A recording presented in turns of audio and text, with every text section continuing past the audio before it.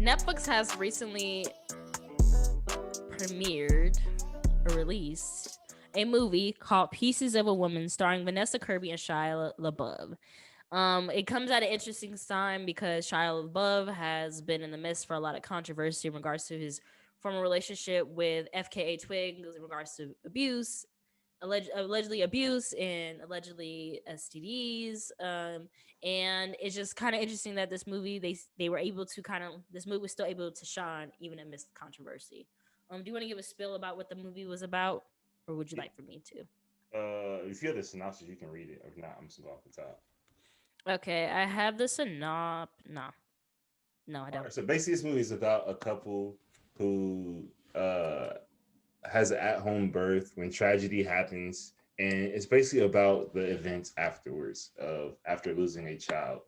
And so we just see like how this couple deals with that, and I feel like it's just a real realistic portrayal of how that might go down. I know that director and screenwriter are a married couple in real life, and this is something they experienced. Even though they did say that it's not like an exact like retelling of their thing, they kind of took a lot of other people's stories and made like a fictional story around it just to like talk about the subject because they felt it was taboo. I know it was a play originally, and they decided to develop this into their first English language film. So that's cool. Yeah, and they also talked about how the fact that when they had their own miscarriage, they had never really talked about it until they started this project. So it was almost like therapy for them to make this film. That's Uh, nice. I like that.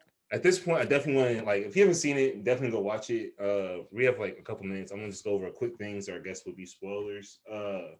The birthing scene. All right, so there's a 25-minute scene where they actually have the Well, app. wait. So you talked about a lot of like the positives of the film. Are we going to talk Mhm. about the negatives? Oh, what are your Can negatives? I talk about it now? Or you want to wait? No, go for Well, it. there was a lot of there was a negative, criticism. There was criticism about the film that it's not actually living up to what people are trying to say it is, and it's mainly because of how the writers chose to portray Martha's character. They Mm-hmm. portrayed her as much of a cold woman instead of like really diving into the depths of her grief and her coming to terms with grief. They even showed a juxtaposition of how Martha's character is introduced in comparison to Shia LaBeouf's character is introduced. With Sean's character, we get like a huge introduction with him going back and forth, with his colleagues, and then going back about what to do, and then also just talking about his showing his buddy excitement for his baby to be born and what he plans to do. While with Martha's character, we get like a subtle introduction where it's just kind of she's leaving from a baby shower and then at her job, and then she's going to go pick up a car. Like it's we're not seeing too much of her before and how she's feeling. Like I'm excited for this new bundle of life. I'm nervous. None of that. It's just kind of like she's pregnant. That's it. While with Shia LaBeouf's character, we're getting a lot more of going more in depth of him being very already connected with the baby, even though like he's not the one necessarily carrying it in the womb. And then even in the moments of when the moments after losing the child, just kind of like it's really focused on how Sean's character is dealing with grief externally, and they don't really dive too far into showing how Martha's character is dealing with it internally. Yeah, But so that I was actually wrote down a note about that. I think from a filmmaker's perspective, and obviously I can't speak for them, but I think they're trying to portray how, like, I think when these things happen, people tend to want to put their own emotions on that character. But this film mm-hmm, is told from the perspective of the outside people. You're not mm-hmm, actually in her head ever in the film. mm-hmm, But as you notice, you actually see or you see private conversations with Sean and other people. But mm-hmm. you rarely see her private conversations. So there's a lot of just like we're looking at it as an audience member too. We don't How actually everybody tells someone how they should grieve, how everybody remember. tells someone how they should be moved from losing a child. Remember in the actual was it the grocery store how the mom's friend came and was like, oh, I'd be so angry. Like I think that was a perfect example to I kind of show what the filmmaker I think was trying to do with that. Mm-hmm, So I do get mm-hmm. that critique, but I do think there's a reason for maybe doing that. I don't know. Um, I don't know. I will say we can go back to the Burger King scene for really quickly. Yes. It was a 25-minute one take that they Nice. Nice. intense, very intense. I know that they had rehearsed the blocking, but they had not actually rehearsed like the actual scene on purpose because they wanted to have that raw energy when they shot it. So they went over the blocking for like a month or whatever, like very intense, like all with the cameraman and all that kind of stuff. And then the day of, they were like, let's run it. So they ran it 4 different times, 4 different takes on the first day. Then on the second day, they did it 2 other times, and they decided to go with the fourth take on the first day as the one they used for the film. So when you actually watch it, you'll see that it kind of like it's a floating camera. It's not handheld because they said they didn't want it to be that personal, even though it is personal with like I think it's like an easy rig or something. But I guess the filmmaker said that he wanted it to be a situation where it's not voyeuristic in the fact that you see like a bunch of nudity or like gore, but it's intimate enough that you actually feel connected. So he chooses to stick a lot on faces. There's only moments you see like blood and stuff like that, just enough to make it believable. But at the same time, he really wanted to focus on the emotion of the people's faces. So I think he really pulled that off. It's amazing. They used a real baby in there. Only CGI was when it turned blue. It's super dope. Yeah. Yeah. It's Yeah. very amazing. Do you have anything else to say about that? I'm gonna push on real quick. I really enjoyed the blocking scene. A lot of it felt very, very natural. So like even when she's in she's in the tub, even when she's in the tub, and she like pulls Shia LaBeouf, and Shia LaBeouf like stumbles, like whatever you need. It feels very authentic.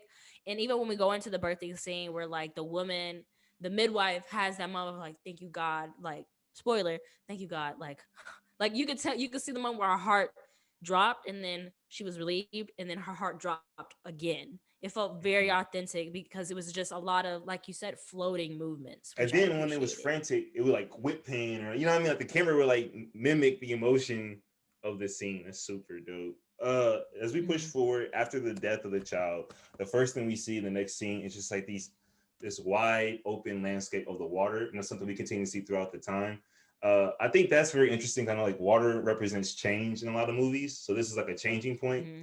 Also, the water was like very still. It's like a very still scene, almost as if like they were dying. You know what I mean? From that point on, Mm-hmm.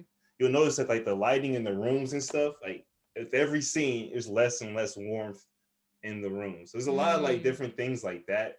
Even like after that first wide shot when we see her walking But by also herself. makes sense too because the seasons started changing too. They progress more and more into winter. And if you know anything about like seasonal depression, like when it's warm, like colder seasons, that's when a lot of people get depressed. That's when like a lot of their Mm-hmm. environments are really cold too. So It's dope. And to your point too, you see her walking with like the red coat, like the red mhm. being And like then her the blue coat. Yes, yeah, it changes yes, colors. And then in yes, another scene, she has the red coat and it's like open, and she's like a dingy blue coat or shirt under it. So you see like goes yes, from a button up red, where she's trying to yes, hold on to the warmth, all yes. the way to like the blue coat. Yes. Super And then dope. even when she was in the dinner scene with her family there and the lawyer who yeah. She still have elements of blue on her. So her dress, if you remember, was like blue and cream. Mm-hmm. It's a lot. I like that. I know a friend of mine also pointed that out. I was like, look at you. No, it's something about, cinematography and wardrobe. Like, yeah, I really liked that a lot. And I got that. Remember, also reminded me of what we did for Post Misery Off. Like it's very purposeful, and I Yeah, there's a enjoyed it. lot of purposeful decisions. You even see like when she has her chance to kind of cheat, because obviously Shia LaBeouf cheated. You see, she's like in the club, and she's just kind of like going through the motion. She's kind of like out of it. You really see her Mm, phases of like denial, and that kind of ties into mm, the whole Appleseed thing, where she kind of like is ignoring reality, where Shia LaBeouf is dealing with it in a very angry way. So there's a lot of things like that. I mean, I don't know how much time we have, yeah. but yeah. I would just my last little note about that would be I really was a huge fan at the fact that like they carried that whole bridge like topic throughout the whole film. Like he brings it up in the beginning of the film. Like my daughter's gonna be the first one to walk across this bridge. I promised her that. And Mm-hmm. then we see a lot of shots. Not you mentioned the water, but we see a lot of shots of the The bridge. bridge, yeah. And even when he has his moment of infidelity, there's a painting of the bridge Mm-hmm. on the wall. He mentions that. He brings it right back to that. And then at the final scene where she kind of releases and it, kind of comes to terms with the death of her daughter, she releases the ashes of her daughter on the bridge. So Yeah, while I feel wearing like the blue hat of her former husband.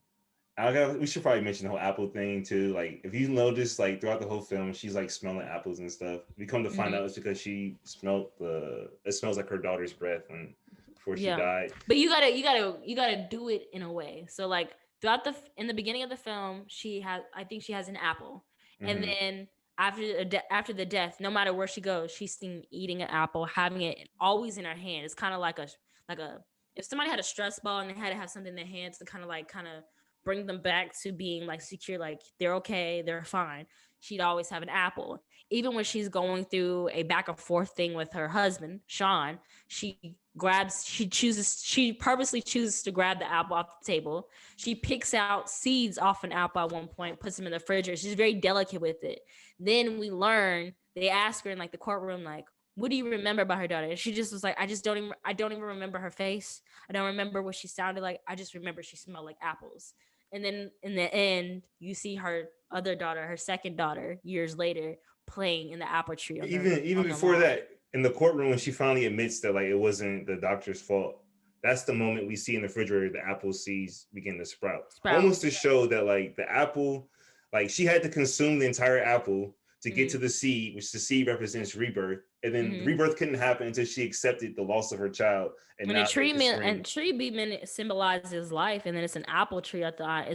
It's like the embodiment of her daughter at the end. You know, Also, too, if you notice, the her brother-in-law says, and they're arguing, he says, "Time heals all wounds." You know what I'm bro, I saying? hate that shit. But I I think they hate kind of that played shit. on that with the fact that like as time went on, like she was allowed to build a new family, the tree. No, You I know what I'm don't think it saying? was a new family because she still held on to her daughter. And I honestly, I think it's a new family. do you think it's really? Do you think she got back with Sean or no? I mean, I know they purposely left it ambiguous for people to decide, but I feel like there's a chance that she got back with Sean because she purposely had the hat of Sean on her while she released the ashes. I definitely see that I think point. there's a chance, but also I think it's also them putting that in there was a way to kind of like show like how much it's bullshit that people say that. Like people literally say that shit like all the fucking time when somebody dies, and it's annoying. But I And do if you think have there's some truth any, to if you it. is it like, I mean, if you're a person who's grieving the loss of someone, a child that you never was able to really just, allow to nurture, a family, just a family member, period. When people say bullshit like, oh, they're in a better place or time heals room, it feels like bullshit. It feels like meaningless. It feels meaningless in comparison to the absence of those individuals. But to your And I point, think it's that's also what definitely they were trying to highlight. But to your point, it definitely feels like bullshit at the time. But if you think about like a wound, right? When it's an open wound, obviously it's at its worst point. But when it heals, you still have the scar. She still has the apples to remember her daughter. Like you don't forget, but it's not an open wound anymore. You're able to continue life. You're not like gushing out blood. You know what I mean? So I think there's a lot of different ways to look at that. I don't know. I think it was you have your interpretation, but I think my interpretation was to make it seem like it was bullshit that people say. We'll Because see. even she rolled her fucking eyes and just walked away. She wasn't hearing shit at that point. Even her mom and She was her a, got into like a huge argument at that point. Crazy. yeah. Last thing, how do you feel about the mom? I think the mom, I think it's very cool how they portrayed how like the mom wanted to like put her emotions on the daughter, and like it was very negative, but other times like it really helped. And It when was she talked very about, protective. but she Very also said protective. you have to lift your head up and face it. Now her mom wanted her to like put the person in jail, but you notice when she actually faced that woman and came to her own conclusion, her mom looked at her and they had a moment. So even though it Hmm. wasn't what the mom wanted, Hmm. the advice still rang true that when she And faced the that mom moment, recognized this was her truth. This was her facing. exactly, I like that. exactly. I also felt like though the mother had clearly a bunch of flaws, like an overbearing mother who kind of like tries to dictate everything you do. Like there are a lot of like mother daughter relationships are like that. But I respected the fact that at every point, like when she tried, spoiler of course, when she gave the check to Sean's character, I was like, this bitch. That was But kind of nasty. but then I was also thinking about like, you know what? I kind of respect it because think about what was Sean doing? Sean was sleeping with her fucking cousin for months. And For Sean like months. tried to rape her, high key. I mean, Yeah, he tried to force himself on her and she's like clearly much like no. And then she's being guilt tripped into doing it. And then he's up here fucking her cousin, who's also the lawyer that's prosecuting the woman who may or may not have been responsible for the death of her and daughter. see that's why I don't think Sean came back because you notice the last thing he said at that house was, "I wish I would have met you earlier" to the lawyer. Mm, So I think he mm, was pretty much over it. You know what I'm saying? yeah, I can see that too. But it also makes me wonder, why did he leave the hat then? Was it like a piece of him that he was just leaving, or was some when Because he people wants to be leave things with remembered. people? He wants to be remembered. But people leave things to be remembered, but people also can leave things with like signifying they'll be back for it, like they're coming back. So it's up to interpretation. Like I'm all Mm-hmm. for her, finding a new family and having a daughter, and then always holding something for that daughter. But I can also see where in some universe where they did get back together and had a daughter. There's a third interpretation, I guess, out there that it's just a metaphor that there was no new daughter, new tree. That's just her accepting like that she has to move on. That's definitely one floating out there too. But I don't know, man. I don't know. It's a great movie in my opinion. Mm-hmm. Definitely something that I feel like if you've been through that, it's probably gonna connect with you a lot more. Mm-hmm. Also, too, bro, it's definitely very depressing. Like, if you hate depressing movies, just don't watch it because it's not a It lot of is kind happiness. of sad. It's not. I will say this: it's not sad to the point where like you feel like you gotta like you're crying your eyes out, but you definitely feel immensely empathetic with all of the characters, the It's mom and heavy. the dad. Like when she was possibly gonna make the decision of giving her daughter to science, I felt for Sean's character. He's like, bro, like please don't send my daughter out there. Like I haven't even gotten the chance to even hold her, and he didn't even have the chance to hold her when you think about when the stuff happened, and you want to put her out in a mass grave. Like please don't do that.